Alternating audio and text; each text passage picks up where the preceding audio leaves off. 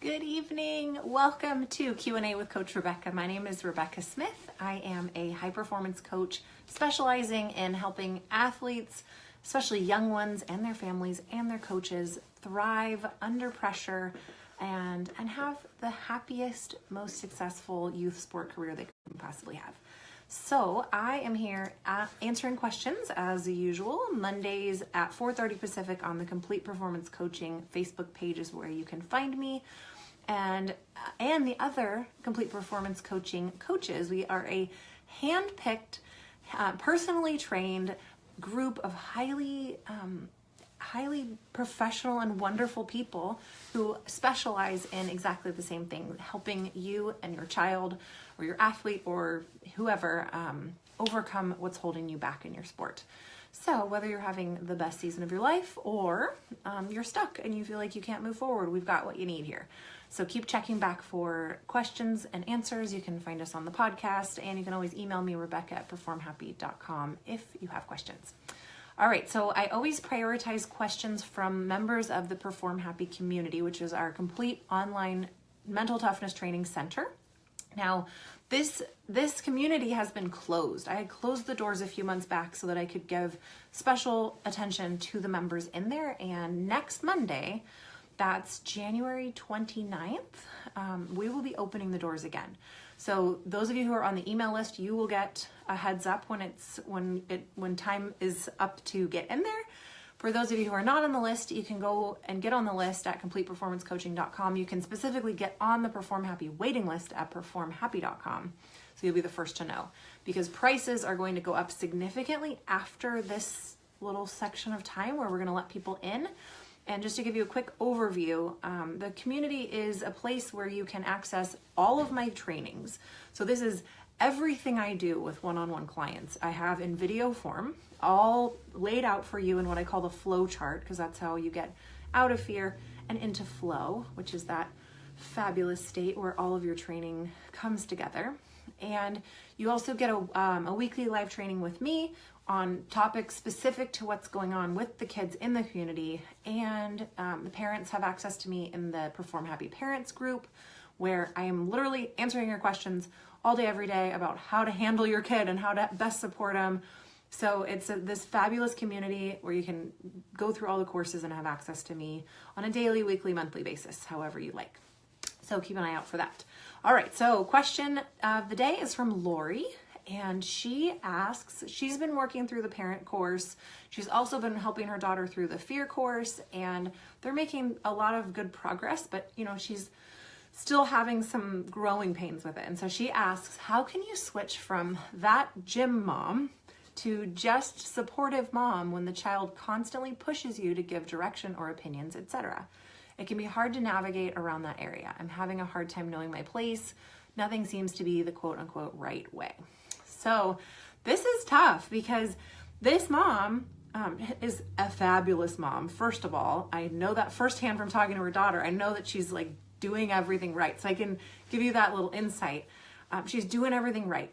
But there's this point where, moms and athletes or dads and athletes, they can kind of like walk this path together as a team from a very young age and up to the point where, now you've got an 11, 12, 13-year-old athlete who has become completely dependent on you, or even an older athlete. I worked with a swimmer who was 16, 17 years old. His mom packed his lunch. His mom packed his swim bag. His mom handled everything. And this guy even said to me, "Oh, I have such learned helplessness from my mother." And I was like, okay, how do you know that term? And hello, if you know that, you have to stop doing it. You have to start taking responsibility. He's like, yeah, but why would I? My mom does everything and it's great. I don't have to do anything. So this kid's not a dummy.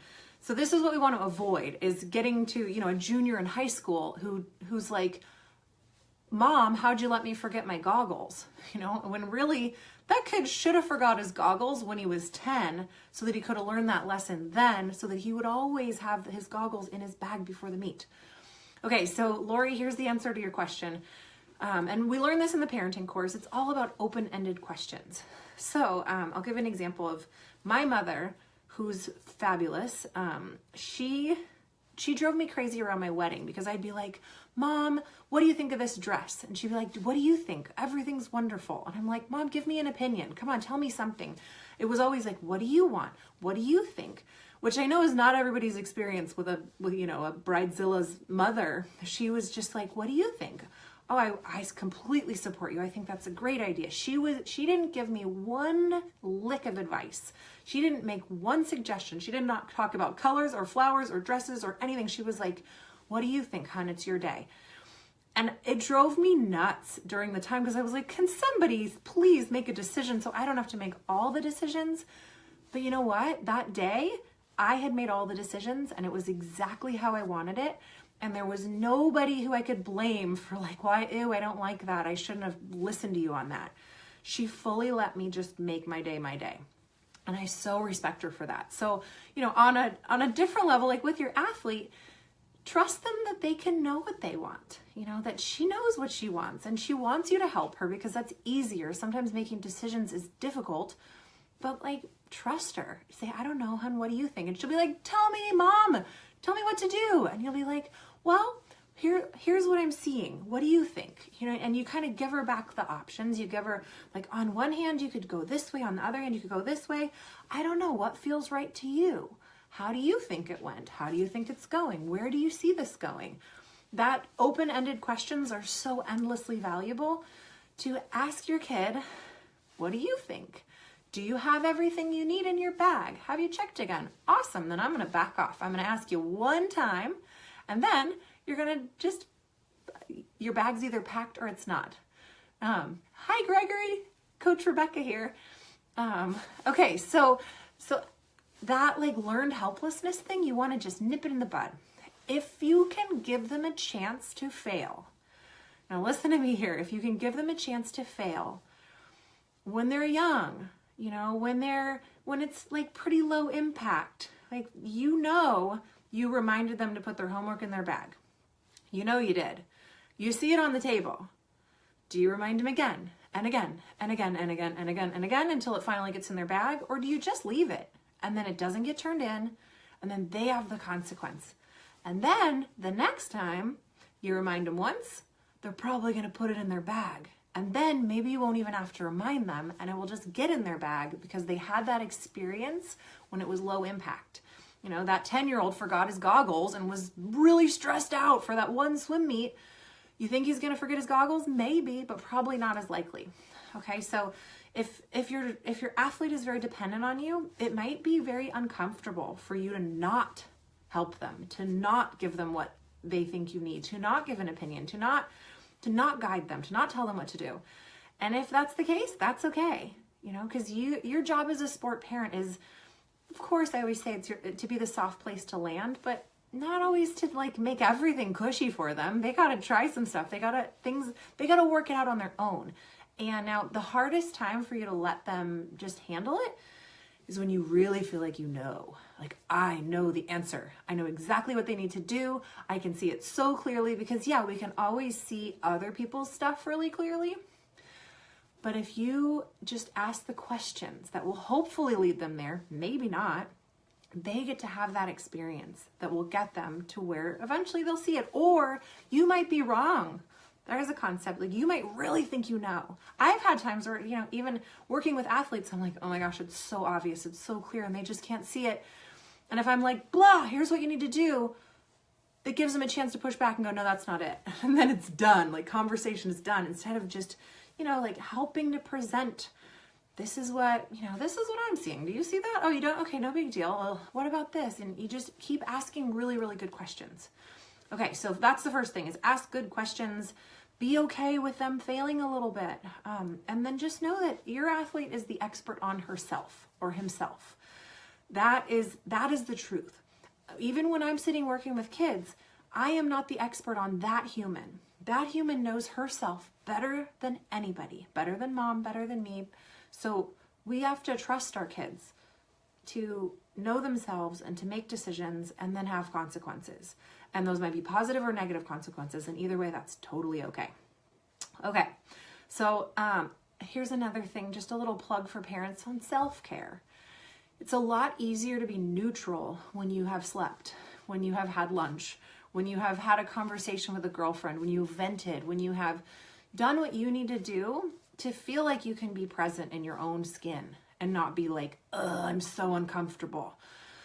If you can take care of yourself, number one, your oxygen mask goes on first, then you help your child, then you can know that your advice is going to be a lot better. Your ability to just pause and take a breath and not respond is going to be a lot stronger. So give them that gift, of letting them have the pause from you because you took care of yourself and you're not running yourself raggedy.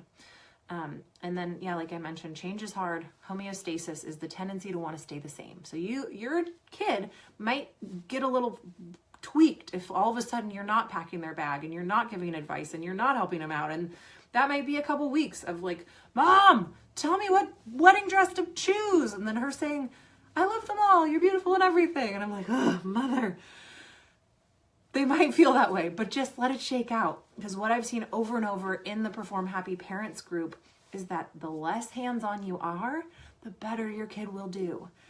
I'm telling you, like the main reason why kids get fears and mental blocks is because of overbearing parents and mean coaches. That's like the most consistent thing, is when kids are trusted to listen to themselves and make their own decisions and communicate and be, figure out what is my truth. That is when they get through fear, when they're empowered to. Okay, and then the last thing I want to say to you, Lori, is there is no wrong way. There are some wrong decisions humans can make, but like if you're the type of mom who shows up and is active in our community and is giving your kid these tools, you can't do it wrong. There's no right or wrong way. There's consequences with every decision in life, but it's a learning experience for everybody. It's going to be uncomfortable. Discomfort is one of the best teachers. So just know, if you're trying your best, you're coming from a good place, there's no wrong way to do it. So cut yourself some slack there. All right, for anybody who wants a little bit more on the parenting stuff, I have a quick little report that you can get for free. That's the 5 things to never say to your kid after a competition. So if you're afraid you're doing these things, you probably are. They're like the most common things people do after competition. You can download that for free at completeperformancecoaching.com/5. And it'll give you the 5 things to never say to your kid after a competition. And if you want to join us in the community, I want to have you guys, we're only taking a select number of people. So if you know for sure, like you resonate and you want in, get on the waiting list. So you'll be the first to know at performhappy.com. And I will see you again next week. Thanks for joining me, guys.